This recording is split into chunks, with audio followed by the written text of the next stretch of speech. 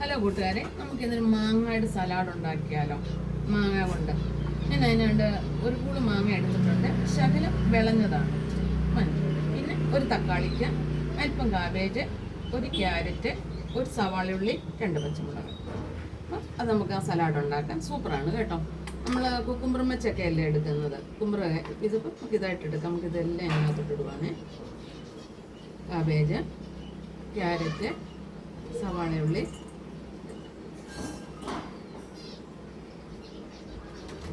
ആവശ്യമായി ഉപ്പിടുവാണ്.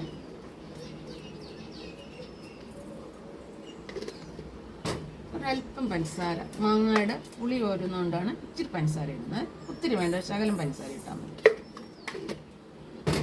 മിക്സ് ചെയ്യാം.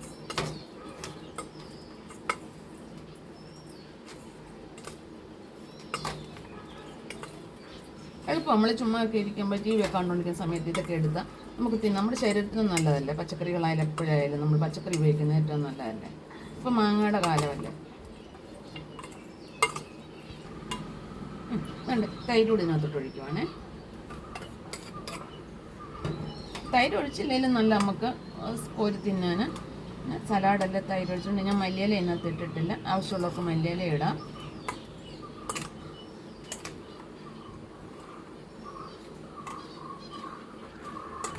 ഈ പച്ചമാങ്ങ ആണെങ്കിലും നല്ലതാണ്.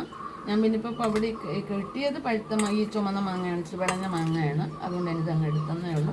എങ്ങനെയുണ്ട് സലാഡ്? നല്ലതല്ലേ? സലാഡ് എങ്ങനെയുണ്ട്? ചിലരാണെങ്കിൽ നമ്മൾ മാങ്ങ ഇട്ടില്ലെങ്കിൽ ഇതിനകത്ത് നാരങ്ങാ നീര് ഒഴിക്കാം. ഞാനിപ്പോൾ മാങ്ങ ഇട്ടുകൊണ്ടാണ് നാരങ്ങാ നീരൊന്നും ഒഴിക്കാത്തത്. നല്ല സലാഡല്ലേ?